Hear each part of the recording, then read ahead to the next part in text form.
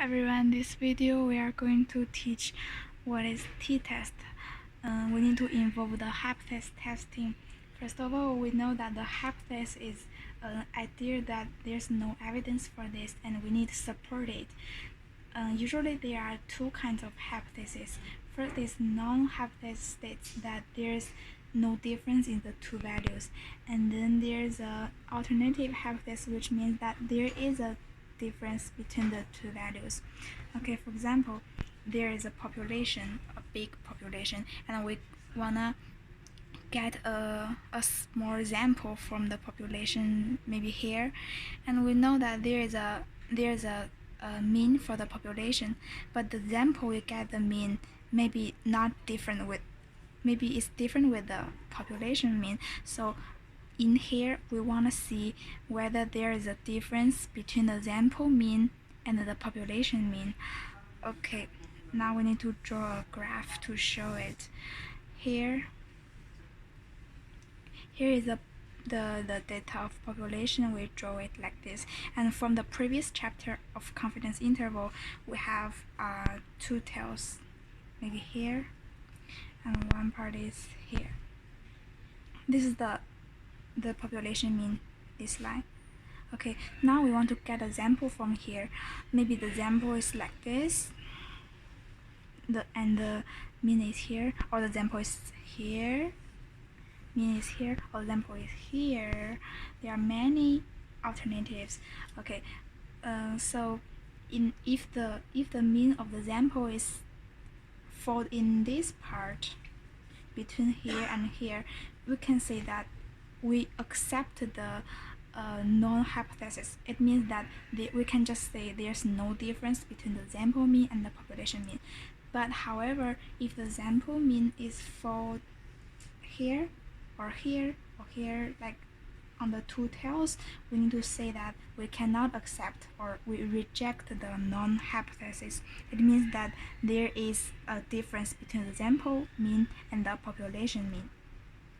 So usually we use those two numbers, minus 1.96 or 1.96. We're going to calculate the t-test. What is t-test? T-test is a number that we use it to decide whether we reject the non-hypothesis or not. If the t-test is whether bigger than minus 1.96 or smaller than 1.96, we can say that we do not reject the non-hypothesis. But if it is smaller than minus 1.96 or bigger than 1.96, we need to say that we have to reject the non-hypothesis. There is a difference. Okay, let's take an example to explain this question.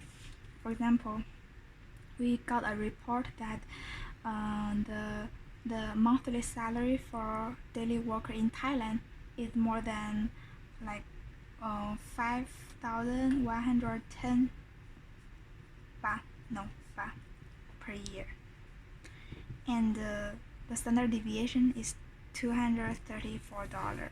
Yeah, this dollar. Yeah, and then now we get a group of sample from those population.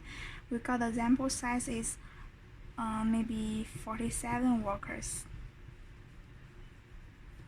and we calculate their mean of their salary is $5,200.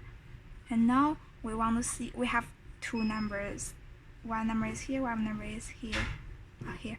So we want to see if there is a difference between the sample mean and the population mean. So there is a formula which is t equals to x bar minus mu bar divided by omega n, and then we just put the number inside. X bar, which is